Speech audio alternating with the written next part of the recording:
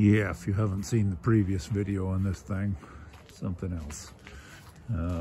Anyways, I got it jacked up and I'll be doing some stuff underneath the back.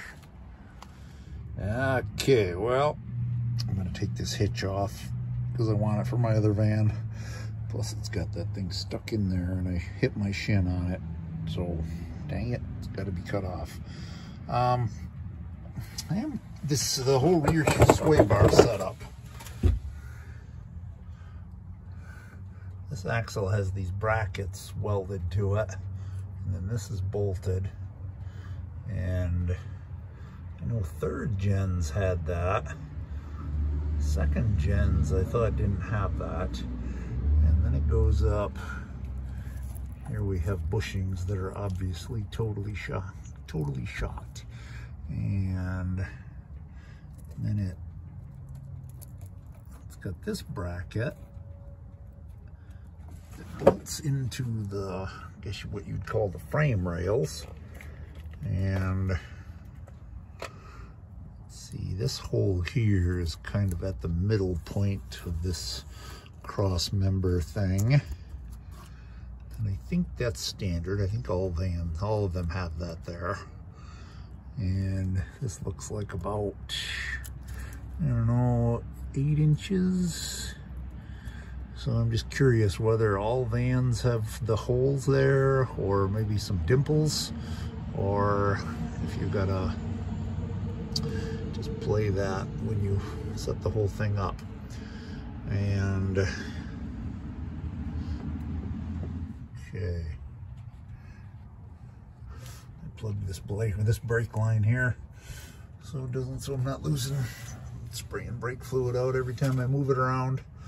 All right, well, I think I'm going to, I think I'll cut this hitch off, get that over with, and then maybe later I'll get up underneath my other vans and see what it looks like under there.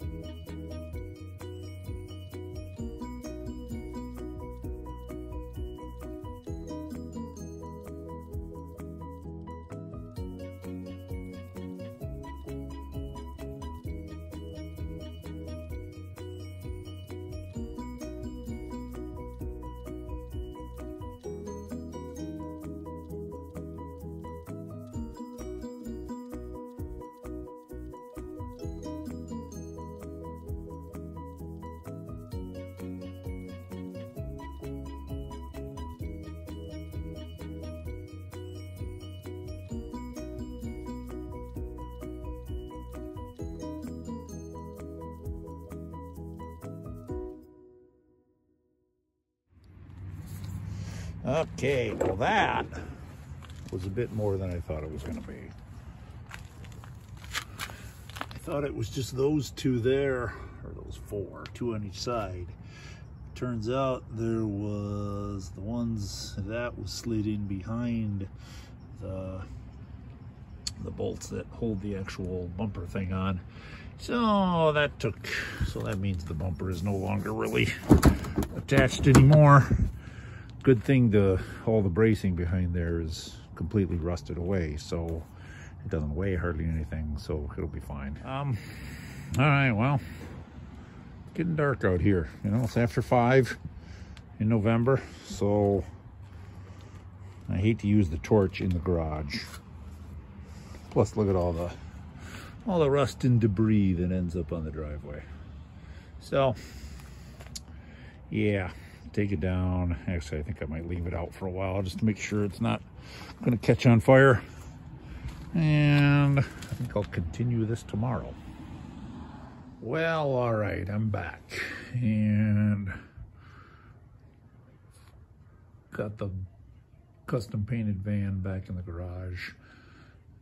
You notice I peeled all the lettering off the windows, and yeah, it's actually been a couple days. Got the mess cleaned up, sort of, and yeah, took the hitch off, and this adapter insert was stuck in there, and I messed with it for a few minutes and pretty much decided that I might bang on that for weeks and never get it out. So I cut this off and ground down the rest of the welds, and I thought, well, I could just, I know Harbor Freight sells those things that just, you know, for bolting on a step bumper that's a receiver. And then I also thought, you know, I could weld this on the bottom of that. Maybe cut the end off. So yeah, the hitch is in good shape. Like I said, those fit. I guess you're supposed to loosen the bumper bolts and slide that up in there and tighten them down. I don't know if I'm gonna do that or not. Seems like these two on each side are doing 95% of the work. But other than that, it's in good shape. It's pretty heavy duty, which kind of makes you wonder why they just had the little teeny tiny, whatever that is, 1.25" receiver on there. But we'll see where that goes. And also I took the rear sway bar off. Here it is, disassembled. All the hard parts seem fine. Ended up cutting the bolts off there. And all the bushings, of course, are completely worn away. These are in really good shape, which I was happy to see that. Almost like they've been replaced. I mean, you know, for the amount of rust that's on the underside of that van, these are downright clean. And these are in very good shape too. So I've just been gonna start looking online for just some generic type things to fit in there. I'm also trying to be cheap too. I don't want to, everything you look, you say, oh, polygraphite this and polyurethane that, and kind of want a lot of money for just a little round bushing like that. I mean, to me, it'd generally be a couple bucks a piece, and they want like, I don't know, $20 for 2 of them or 4 of them. I don't know. Just seems like a lot. But the bar seems perfectly good. That's where it was. That's where it was in the pivot point. Yeah. So we'll get on that. I also took the spare tire holder thing off. That white stuff there that's underneath all the surface rust, or the rust scale, I should say. You see that up here in the north. It's salt. I know, hard to believe. That is salt that gets like trapped underneath there. If you leave that out in the rain, it'll go away and turn to rust. Turn to regular rust, I should say. But yeah.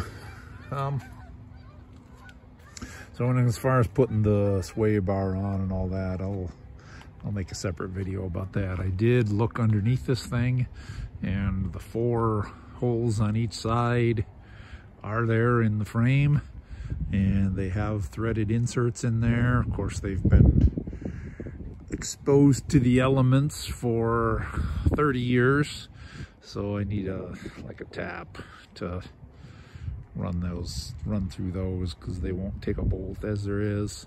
And this one here has the brackets on the axle, which I'll get more into detail with that when I actually do it. But as of right now, that's what I got. Pretty nice day. November 16, 17, 18, I don't even know. But it's like 50 degrees. Haven't seen a flake of snow yet, so we're doing good. And we'll see you next time. Bye. Gilligan's Island is on.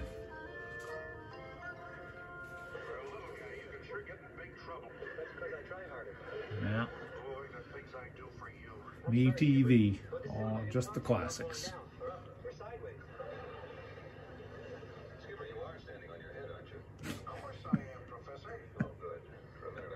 Okay, bye.